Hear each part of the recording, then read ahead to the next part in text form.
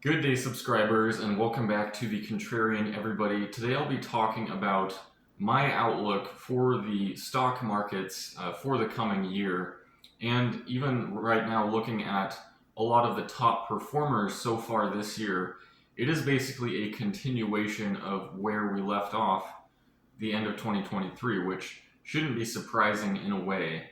But also tied in with this video is the fact that a lot of what I'll be talking about is basically what I've heard from David Hunter, a guest who I've gotten to speak with a handful of times now at this point, and I'll actually be talking with him again in about a week. So I'll be really curious to see what his updated thesis is for the melt up, the remainder of the melt up, because as he said, it's probably been going on the last year or so, but the real vertical portion of the melt up really does lie ahead if that does happen.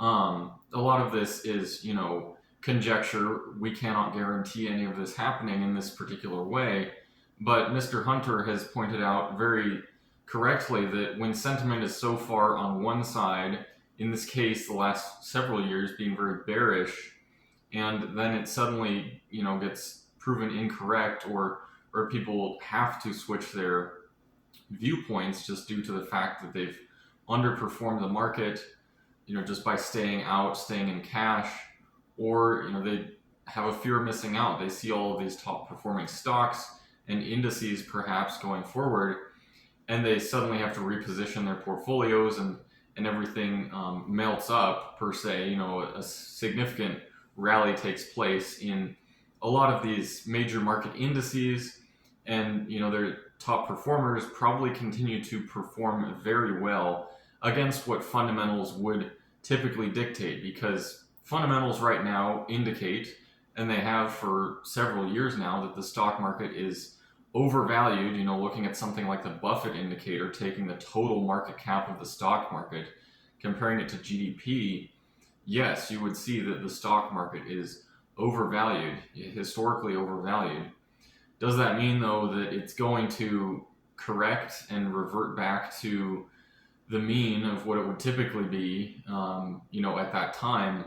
No, oftentimes it takes a while for the market to actually correct, and then usually when it does correct, it can go way below the mean, so way undervalued. It will typically undershoot in a correction, which probably the last actual time that happened would have been back in 2008. So it's really been quite a while since the market has corrected in a noticeable manner. 2020 was very brief, and the markets never actually got to where they were that cheap relative to the economy. And they, of course, bounced back because of all of the stimulus money and the government supporting everybody, and everything that happened there. It was not a real kind of market reset that happened there. So a lot of what David Hunter's talked about with his upcoming bust thesis, that could very well happen as well, maybe even within this year as well, starting this year.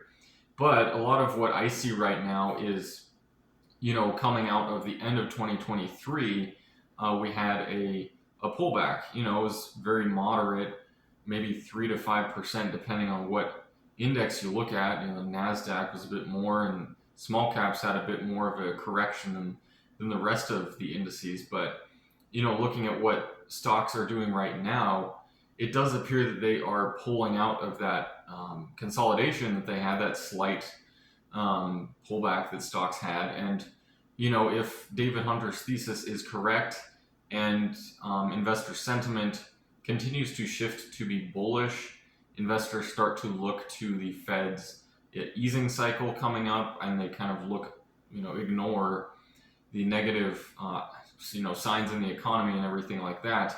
You could actually have a melt up type of scenario, where you see the major indices rallying significantly, and David Hunter's targets, are way above where the indices are right now, and they're definitely the high estimates on the street. No one else has targets that high. Right now we're actually seeing semiconductors begin to break out again, with even the ETFs hitting new all-time highs, and of course NVIDIA AMD, the top performers in the last year, are continuing to lead the charge with the semiconductor rallies.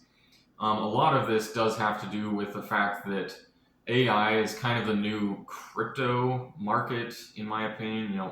Crypto kind of served its purpose back in 2021 and 2020 for sure as well, but it did suck in a lot of retail money, money of more speculative investors and traders who wanted to, make big returns. And if they played that correctly, they definitely could have done that. But now, from what I see anyways, it does appear that the crypto crowd has shifted to AI, whatever that means. Usually it's not necessarily actual artificial intelligence technology that the underlying company has. Oftentimes, it's if the company appears to be going in that direction, they've talked about it a lot, not necessarily even, developed much in that direction. Like a company like Tesla is actually considered on the street right now to be a artificial intelligence stock somehow. And then, of course, back in 2021, it was kind of a crypto hedge fund for a few months when Elon Musk bought Bitcoin and added it to Tesla's balance sheet. So it does appear that the crypto crowd and sort of the purpose in the market that served has now shifted to AI and all of the stocks associated with AI. And so it doesn't surprise me to see semiconductors and other stocks in the AI world already breaking out to new highs on the year, definitely being the performers so far of the year that are doing quite well.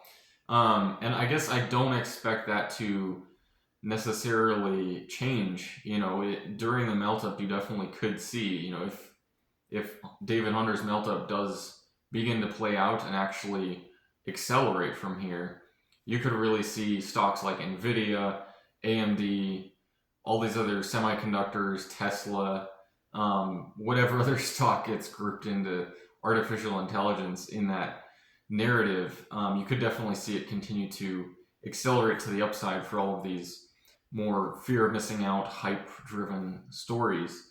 What does this mean for the rest of the market? I do think that the rest of the market does begin to pull out of its, brief pullback that everything has experienced here.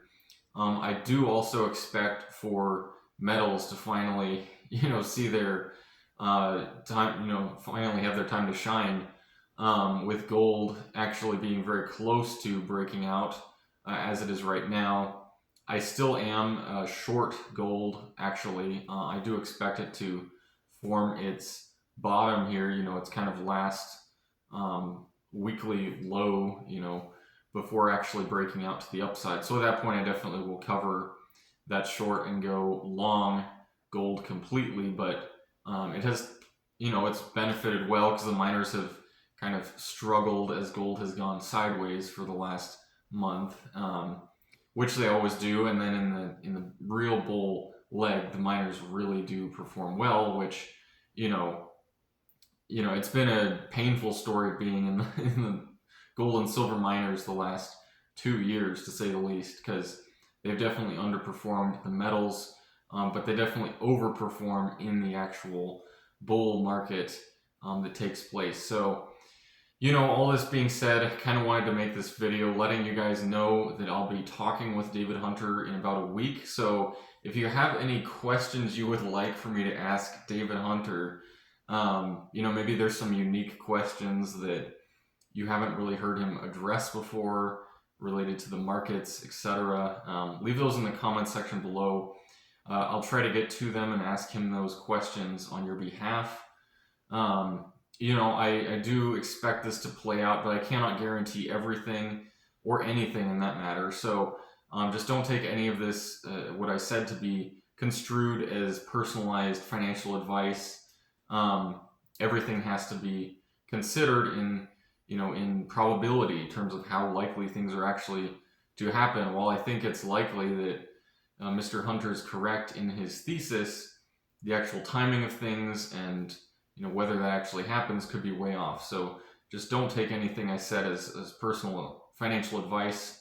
and try not to get caught up in the hype itself, because I'm sure that once sentiment switches on Wall Street from being maybe kind of neutral where it is now to being extremely bullish, which it definitely could switch pretty quickly, it's easy to let yourself become influenced by that and kind of forget the reality of things, that a lot of it could reverse very quickly. So just keep all of that in mind, and yeah, thank you for watching this video, and I hope to see all of you again.